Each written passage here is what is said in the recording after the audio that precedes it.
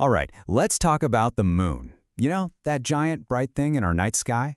We see it pretty much all the time. But how much do we really know about it? Well, today, we're going to fix that. I mean, have you ever really stopped to think about it? One night, it's this big, beautiful, glowing circle, and then a couple of weeks later, it's just a little sliver. Sometimes, it's not even there at all. So, what's the deal? What is actually going on up there? So, here's the plan for our journey. First up, a stranger in our sky. Then we'll get to know our rocky neighbor. After that, we'll tackle the moon's great illusion, which is a fun one. Then we'll dive into stories in the moonlight, and finally, we'll bring it all together with Science Meets Story. Okay, let's dive right into part one, a stranger in our sky.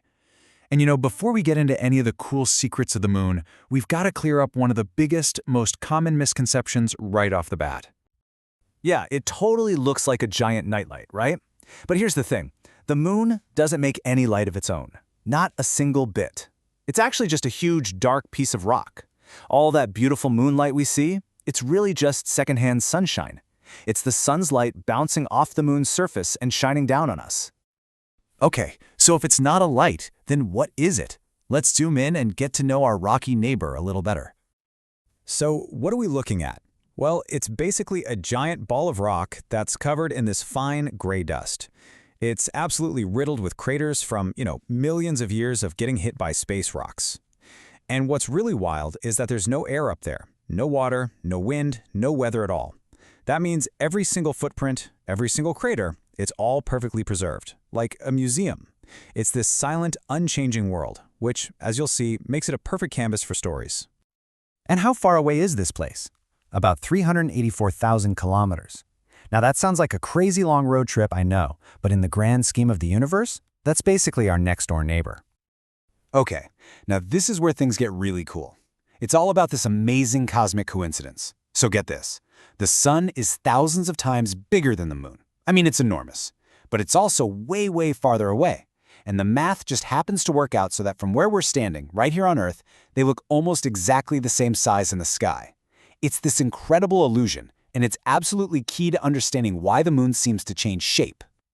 All right, that illusion is the perfect setup for our third section, the moon's great illusion. Let's dig into how this all comes together to explain the moon's nightly costume change. So here's the big secret. The moon isn't actually changing its shape at all. It's always a big round ball of rock. What's changing is our view of the part that's lit up by the sun. See, as the moon orbits around us, we see different angles of its sunny side. And that steady, predictable pattern, that's what we call the phases of the moon. It all starts with the new moon. That's when the moon is kind of stuck between us and the sun, so the side facing us is totally dark. But then, as it starts to move, we see just a little sliver of light. That's the crescent. That sliver grows into the quarter moon, then a bigger, bulging gibbous moon, until, bam, the full moon. That's when we're in the middle and the sun lights up the whole face of the moon for us to see. This entire cosmic dance takes about 29.5 days, and then it just starts all over again. Okay, so that's the science. But long before we had telescopes and physics, people were looking up at that same moon and trying to make sense of it. And they did it with stories. For thousands and thousands of years, cultures everywhere came up with these incredible myths to explain the exact same patterns we just talked about. Let's check a few of them out. Just listen to this. The sun, with its sharp rays, cut pieces off the moon. Wow. That powerful image comes from a story told by the San people of southern Africa. So in their story, the moon was actually a man who really, really angered the sun. And as a punishment, the sun takes its sharp rays and just slices off a piece of him night after night until he's just a tiny sliver left. And at that point, the moon begs for his life, and the sun agrees to let him grow back, only to start the whole cycle of punishment over again. It's an incredible way to explain that waxing and waning. How about this one?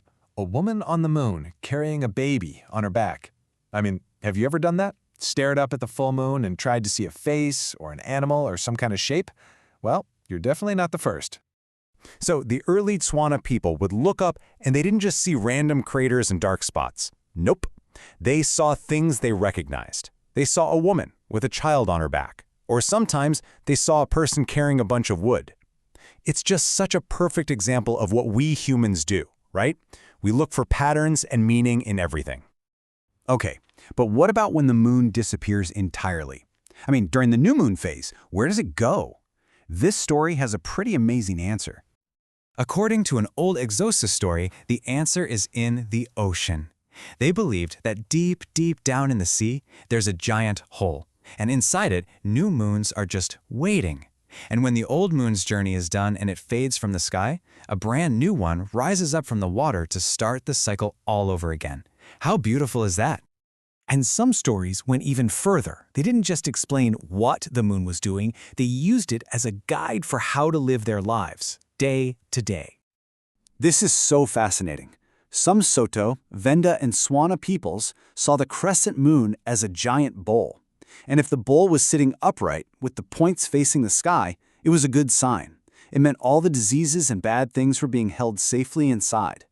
But if the bowl tipped over, with its points facing down, that was bad news. It meant the bowl was spilling sickness down onto the earth, and it was probably a good idea to stay indoors. Okay, so on one hand, we've got the science, right? Orbits, reflected light, angles. And on the other hand, we have these incredible imaginative stories. So which one is the right one? Well, I think that's maybe not the right way to ask the question. Because these two things aren't fighting each other. They're just two different ways of understanding the world. Science is brilliant at telling us what the moon is. It's a rock, it reflects light, it orbits, it's the how. But the stories, they tell us what the moon means to us. They give us that connection, that shared feeling of looking up at the sky and just being filled with wonder. One gives us the facts, the other gives us the feeling.